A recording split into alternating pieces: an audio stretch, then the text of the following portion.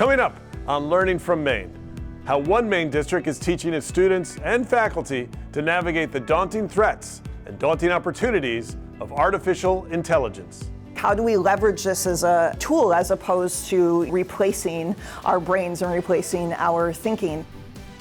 That's coming up on Learning from Maine. Hi, I'm Derek Pierce. I'm your host on Learning from Maine, a show about what's happening and what's possible in Maine public schools. That was not Derek Pierce. I'm Derek Pierce. That was an AI-generated version of the old guy designed to show you what's happening and what's possible with generative AI. Fake videos like that first one can be created in minutes, and they look pretty real, don't they? Yikes. Google Gemini, ChatGPT, Magic School, all these generative AI programs comb through massive data sets to answer our questions and create new things. It can be used to plan your next trip to Canada or create a business plan based on your big idea. AI can become your therapist, your doctor, your best friend.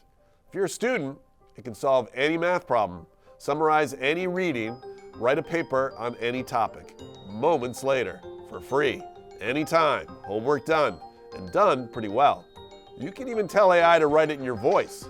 You think that might be tempting to a teenager? And what then are the implications for our kids' critical thinking skills, their ability to write, to read, to talk and connect with friends? AI can also be used to help you create art you never could alone, to accelerate and personalize your learning in any field, and perhaps to transcend our limitations and biases and solve our most intractable human problems. So, is AI the future of teaching and learning, or is it the end of it? Well, it's in our schools now, whether or not our students and teachers are ready for it, whether or not our students and teachers like it. And a lot of them don't. Well, I don't try to use AI, but it's kind of hard not to. Like every time I look something up, the first thing that comes up is an AI overview. It's everywhere now. None of us went to school for this. We weren't prepared, and neither are our community members. It's inevitable.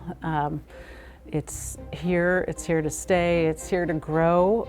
We have to, kind of take our heads out of the sand and say this is something that our students are going to need. And the fear is palpable among many students, parents, and educators. The generative AI won't just change education, it could ruin it. So with AI, it's really easy to plug in, I want a paper that sounds like a ninth grader of mice and men, and you can get that kind of paper back from AI, but we don't want students to be doing that, right? When we as a faculty started talking more about AI, there was a lot of, and continues to be, a lot of skepticism, fear, confusion. Like right now, 100% if you threw AI in a classroom, half of that would cheat. And the fears go way beyond cheating. The threats are that, let me see, how many fingers do I have, As these systems get really intelligent, more so than us, and become increasingly powerful, what's going to be their attitude or manner of treating us? They're not just things 50 or 100 years from now, they're things that are in the coming decade. I don't have an aspiration for AI other than I don't want it to take over, right? I want it to know its place. What a time to be a kid. It's so hard. There's so much to navigate. Mount Desert Island High School in Bar Harbor, or MDI, believes schools have a responsibility to take on the perils and opportunities of AI head on. It's really, really important for us to teach students how to navigate the world that exists, and AI is an important part of that world. It's the same thing with a table saw or an AI tool. You really have to know what you're doing and know the safety aspects to it before you go delving into it, and when you do, you can make some really great things. Or you can cut your hand off. You could also cut your hand off, yes. Let's get in, let's write a great prompt, and let's get out. When should we use AI? When shouldn't we use AI? What does that look like? What kind of choices do we have as the humans in the process to engage with this tool or to not engage with this tool? We have to take control and not let that technology control us. 10 years ago, Stephen Hawking said, "The rise of powerful AI will either be the best or the worst thing ever to happen to humanity." How can a school, how should a school, teach its students to use AI in a way that both deepens their learning and their ethical behavior? How can teachers use AI to improve their instruction and liberate more time for the most impactful human part of their craft, supporting and connecting with kids? Like schools across the state and nation, AOS 91, home of Mount Desert High School, is trying to figure that out, and they don't have all the answers. But like a wise chatbot, they've generated some responses that are definitely worth paying attention to. The district work on AI followed a year-long process with extensive student and community input. They crafted a new description of the qualities and skills they aim to foster in their students, their vision for a graduate. They realized if they were truly going to cultivate students who were truth seekers and solution architects, they were going to have to reckon with AI. So, in September 2024, they formed an AI team and started meeting weekly. And really the feeling was the speed of change was so great, we had to have these regular times on the books to connect and be able to learn what's going on, understand what's going on, and then decide how we were going to support. Cindy, it might be something that your tech integrators might be interested in. And they're still meeting once a week. Team stalwarts include business leaders and a College of the Atlantic professor and MDI alum who's written a book about AI. If you want to go fast, go alone. If you want to go far, go together. So part of the question is, well, how can we, when we're using all this technology, be going together?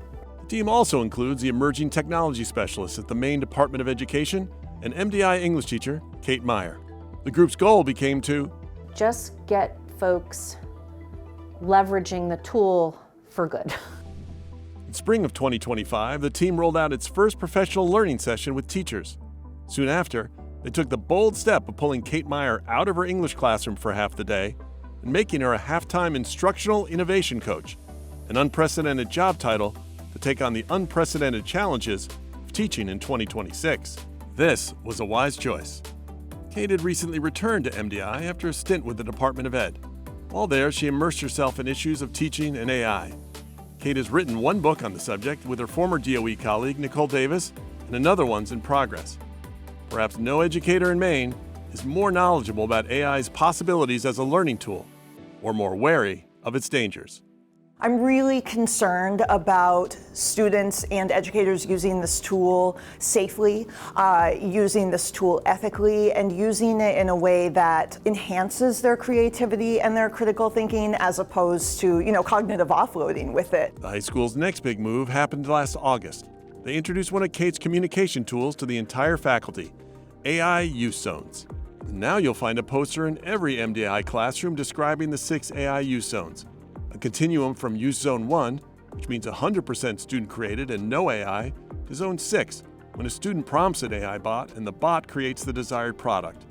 The idea is that with each assignment, a teacher announces in which zone it falls, and this clarity helps shift AI from a shadowy tool for cheating to a potential tool for learning, for teachers and students.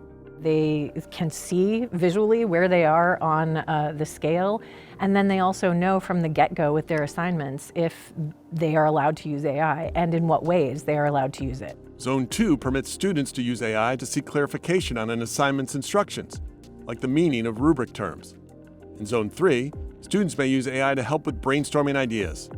In Zone 4, students may get feedback from AI about a draft they've created. Zone 5 is used when a student already knows a topic well and can critique or improve upon a bot's creation. So it just creates this common understanding of what it is that we want to be happening in the classroom at that moment. Are we in a Zone 2? Is that okay? And if so, exactly what does that mean in terms of how we are not using AI for whatever task? At MDI, some teachers don't allow any use of AI. 11th grader Kiyomi reports that in her biomedical science class at the local tech center, AI use is limited to Zones 2 and 3. You can use it to get clarification or you can use it to get ideas, but you can't use it to answer the questions. Ms. Dyer's even using the AI use zones in her art classes to help guide research and brainstorming. I was starting to use the AI use zones today, and in the field of art, I have so many artist friends and other art teachers who are so strongly against the use of AI for anything. I'm thinking about what my students are going to experience ultimately in the workforce and what I want them to be prepared for. Some teachers talk openly about how they use AI to develop their lessons, modeling the transparency they want students to exhibit. My English teacher now is very open about how she says this lesson plan, this assignment was used with Zone 2 AI. Now we are living in Zone 6 for only this piece of the papers. While spreading this new AI language across the district, Kate Meyer also lives and explores her ideas for instructional innovation daily during her junior English class. Today we're going to talk about AI prompting and how to prompt AI to co-create with you. Ms. Meyer's students often read, discuss, and analyze novels as you might expect in an English course, fully in Zone 1. But after reading Fahrenheit 451 about the dangers of a tech-obsessed society, she also weaves in what she calls AI literacy. Students used AI to help them design a new cover for the book. My definition of AI literacy is having the skills, knowledge, and mindsets to use this tool ethically, responsibly, and safely. Students learn how bots are taught by consuming huge sets of human data with all their flaws and biases. They learn which chatbots protect your data and which feast on it, as well as the environmental impact of each bot query. And people get very upset about data centers when it comes to AI because data centers use a fair amount of electricity. I have taught the book Fahrenheit 451 for 25 years, and for 25 years we have been talking about Bradbury's warning about technology's impact on our society. And 25 years ago, that was a laptop, and now we're talking about AI. So it's the same unit, the same book, the same conversations, but we're focusing on our world because this is what's happening. Part of AI literacy for Kate is paying attention to personal technology use and digital wellness. Twice a week for 20 minutes, Kate students practice what she calls focused silence. Take out your notebooks. Let's stop looking at screens. We work on engaging our brains in one task, in silence. Students quell the clamor of our TikTok world and sustain silent engagement in one task, tech-free, like reading a book or writing in a journal. It's just a great way to think about really rewiring our brains to be able to focus. After they've read Fahrenheit 451, students design and choose their own research question about AI. What role does AI play in shaping teen relationships, and how does this impact their mental health? After completing their original research, students then tell the story of that research through 7 different genres of the students' choosing, from a newspaper article to a poem. One and only one of the writing pieces is meant to be in Zone 6, a co-creation with AI. This is how you're going to prompt the AI today. With Zone 6, AI literacy means knowing how to effectively and efficiently prompt AI. Ms. Meyer models. So I'm going to say, we are going to write a poem. It's going to be between 23 and 40 lines long. It is about AI companions and mental health. You are a poet and an AI expert. I can tell it to be an expert in whatever I want. Then students try. I asked the AI to create reasons why the human would be more helpful at that company than just robots. I'm researching about how AI can be harmful to teenagers' mental health. And so I'm telling the co-creation chatbot to make like an interview between a therapist and a child who is affected by the AI. Even when students are in Zone 6, Kate is spending lots of time at their side, supporting, connecting, and nudging. And she sets students up so they can explore safely. So the tools that I use with my students, the AI tools that I use with them in the classroom, have guardrails built in, their data is protected, they are not logging in with emails, so their data is not being tracked. I can monitor everything that they're doing in the tools. I see their chats. One of Ms. Meyer's students, Sophie, has been researching AI's impact on human creativity. She's prompted her bot to craft a 2-voice poem that reflects her findings. One voice is going to be a student who has gotten too reliant on AI and is unable to have originality. And then the other voice is just going to be the AI. Following Ms. Meyer's steps, Sophie continues prompting and reprompting with AI, striving with each new iteration of the poem for the bot to eliminate bias and incorporate missing perspectives. She also prompts the bot to evaluate its poem. And then I was trying to get it to rate it out of 10. And it gave itself a 7, so then I had to make a new one to make it be a 10, and it gave me an 8.5. And then I tried to do it again to make it a 10, and it gave me a 9. So I'm still kind of working on that. Outside of English class, Sophie's a top-ranked youth barrel racer. Inside English class, Sophie's learning how to steer a bot, just like she coaxes her horse. around and through obstacles to get the desired results. As long as you know how to talk to the AI and really approach it in the right way, you could get a lot of helpful information. More so having a conversation with it rather than just telling it what to do. Unfortunately, most teens have not learned how to use a chatbot as a tool to direct and converse with. A 2025 survey by Junior Achievement indicates that nearly 2/3 of our teens attend schools where AI use is neither taught nor encouraged. Over 40% of teens admit to using AI to do school assignments they're supposed to do themselves. Most teens and adults are still in prompt and paste mode. About half of teachers nationwide report receiving at least some AI professional development, but as with students, there's still a lot to learn. So that's the other half of Kate's job. Where are we in our AI usage or thoughts about AI? Yeah, okay, thank you. Yes, yeah, 0. Okay, love that, yeah. Much of the training Kate does with teachers is similar to what goes on in her classroom. High school right now, it looks like this. I will give out an assessment and I'll say, hey, this assessment is a Zone 1 assessment. That means no AI. Staff frowns can turn upside down once they actually get to play with AI within educator platforms like Magic School. They discover that AI can be a time saver with the less rewarding parts of their job, like rewording rubrics or drafting a delicate email to a parent. Principal Haney often consults AI before a challenging conversation. I'll say, I've got this coming up. I'll put in, here are the parameters. I'll say, what are the things that I should think about? I'm not giving my brain over. It's just, it can be a thought partner. Julie Kablinski is most excited for how teachers can strategically prompt AI to customize their lessons so they can better meet the diverse needs of their learners. Everyone's telling me I should differentiate, but now they're giving me a tool that actually helps me do it in seconds flat. As with students, sometimes the most meaningful learning for staff happens during one-on-one coaching. Anxiety can metamorph into possibility. I'm in a new unit and I'm trying to really reflect on my assessments and see how I can kind of AI-proof them. Well, let's talk about AI-proof assessments, right? How do we make it so that students won't access AI or won't access being online? And so a lot of ways that we've done that is we've gone back to paper and pencil, which can be appropriate sometimes, but also what I mean, I know, these are notebooks I use with mine too. Yeah, but then I also think about, they are using AI tools, and so how do we leverage those in assessments so that they're using them the right way? With her coaching, as in her classroom, Kate strives to find the balance between no-tech assignments and ones that require AI literacy, whichever route is best to get students to think hard, learn deeply, and meet the desired outcomes. So we work in Zone 2 a lot. So here's a Magic Schoolroom.